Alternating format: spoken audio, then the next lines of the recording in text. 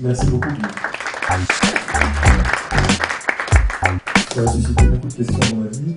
Alors, vous connaissez la règle Pas de logique foncière. Vous les informez à tout, à l'interrogatoire malade. Dans 10 ans, les patients commenceront leur parcours de santé chez eux, sur l'ordinateur. Ils auront une application avec leur profil, avec des milliers d'items de santé au-delà de la santé, culturelle, socio-professionnelle, ce qui permettra de leur définir un vrai profil. Et ils recevront des questions à partir des symptômes qu'ils présentent et ils y répondront par l'ordinateur.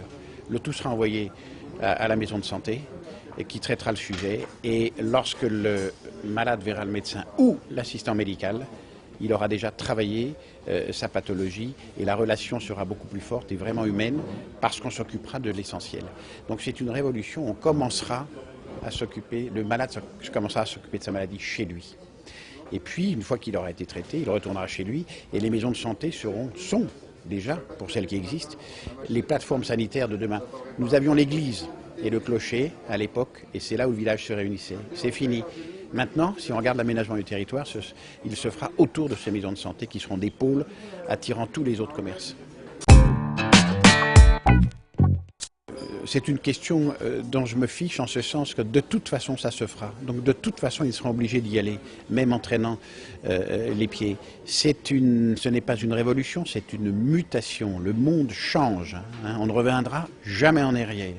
Et donc les professionnels l'ont compris, et même s'il y a de temps en temps des voix qui s'élèvent pour dire non, globalement, quand on parle entre confrères, la chose est entendue.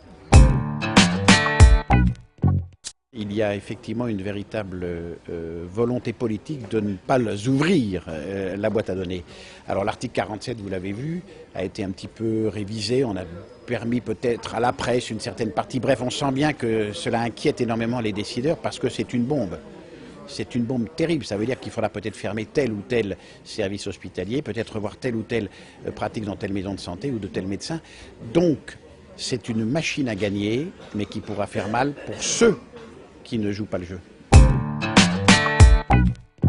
Quant au financement de tout ce que l'on vient de décrire, je ne suis pas inquiet. Le financement, excusez-moi de le dire, mais ne m'intéresse pas au premier chef. On commence d'abord par créer le schéma d'organisation à l'intérieur duquel ensuite on va voir ce que l'on garde en fonction des moyens financiers que l'on a. Mais les moyens financiers, on en a beaucoup.